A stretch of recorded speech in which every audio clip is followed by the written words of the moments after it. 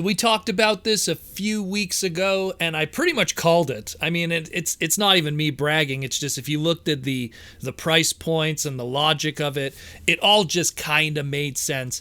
And we have here the first time revealed in full the vintage Beast Wars action figure line Walmart exclusive. And the molds that are shown here are no surprise to me. I pretty much predicted them 100%. But there is some differences here, and we're going to go through that today, and you'll know what you're getting and if this is for you or not, essentially. So we got the 4 molds. We got 3 different price points. One of them are still not known yet.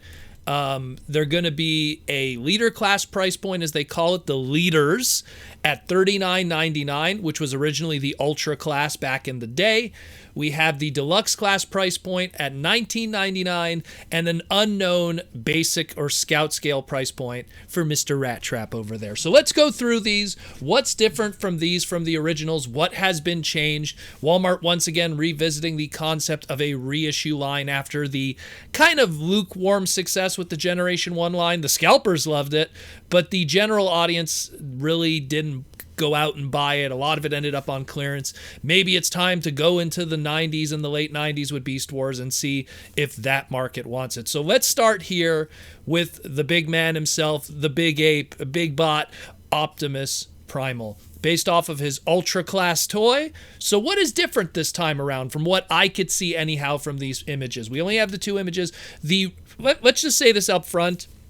With the exception of Cheetor, all of them in their beast modes look like they're unchanged in terms of paint decos and stuff, but it really is the robot mode where the subtle differences are there, and we'll get into that. So let's start first with that of Optimus Primal. Now, Optimus Primal, right away off the bat, the first thing that catches my eye essentially is that of the metallic blue that's used on the helmet of his robot mode. Keep in mind, this is using the very first mold of Optimus Primal, the Ultra class. It doesn't have the mouthpiece. It has the traditional, it doesn't have the mouth. It has the traditional mouthpiece cover and everything.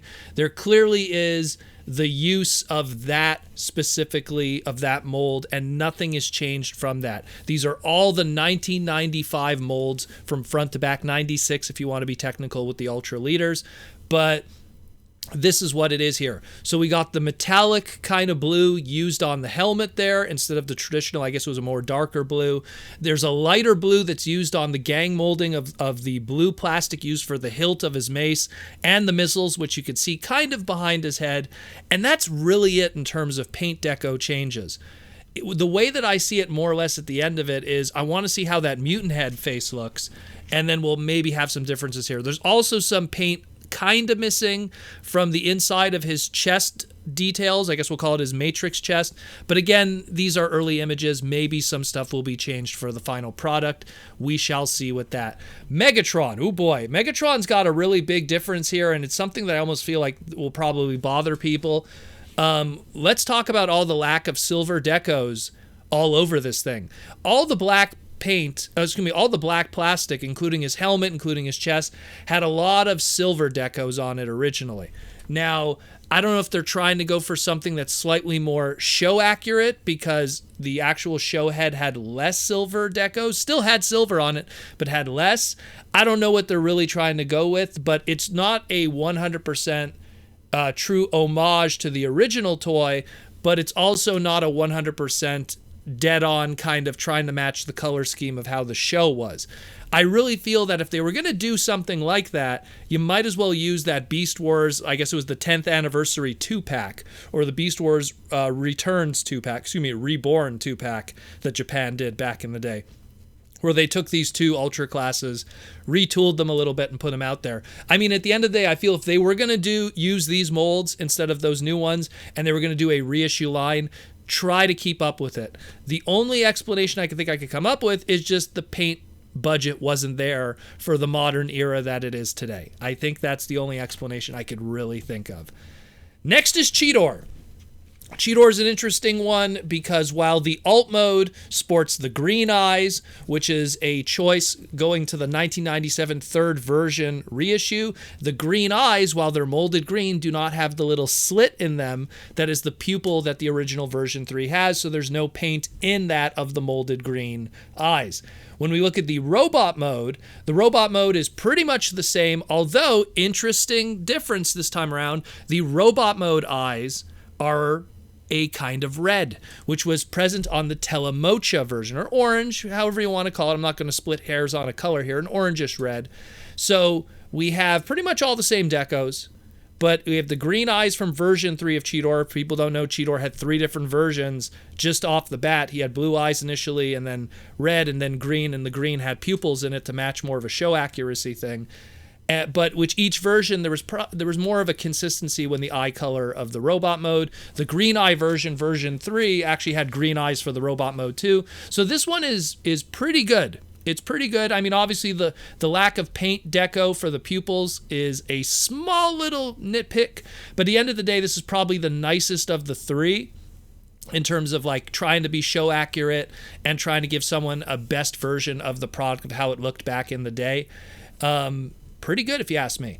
Last one we have is that of Rattrap. Now Rattrap's alt mode, his rat mode, the only difference here is instead of having the orange eyes that the original Rattrap toy had, it has black eyes, matching more of the Japanese release of him that had black eyes. Again, also more show accurate, so props for that.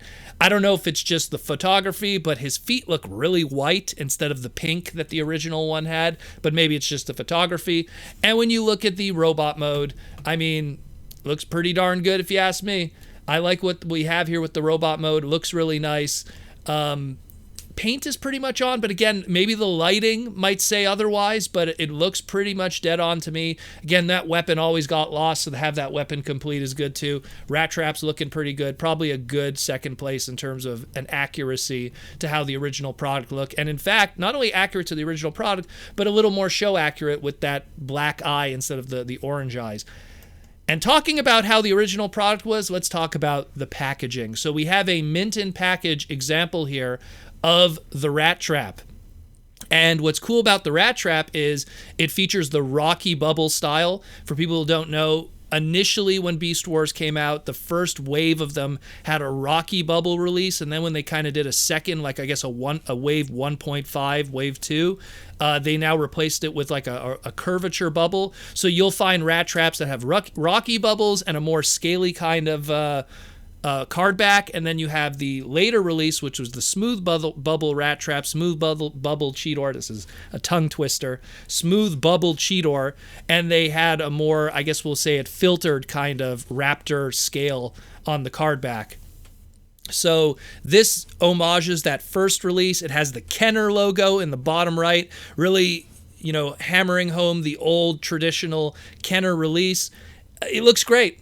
It looks absolutely great. I really dig that they went this route and they didn't try to go with something that's, how we get traditional toys today, which are more done in the box style and stuff like that.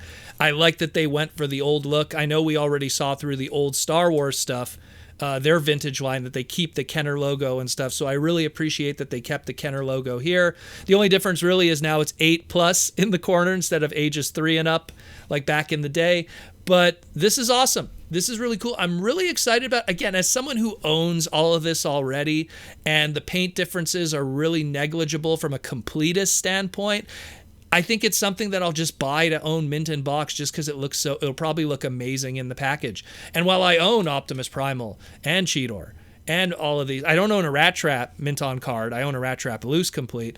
But I mean, I'm going to just want to own all of these just to keep them carded. They look kind of cool. Again, going back to what Walmart says here, it's going to be part of their Walmart Collector Con, which they're going to reveal and have all the information and have them up for pre-order on March 15th, 2021, as well as a whole bunch of other brands that they're going to be revealing. Again, the Leader, aka Ultra Class, $39.99. The Deluxe, aka Cheetor, will be $19.99, and the Rattrap to be determined. Maybe they'll put him under the Deluxe. That would kind of suck.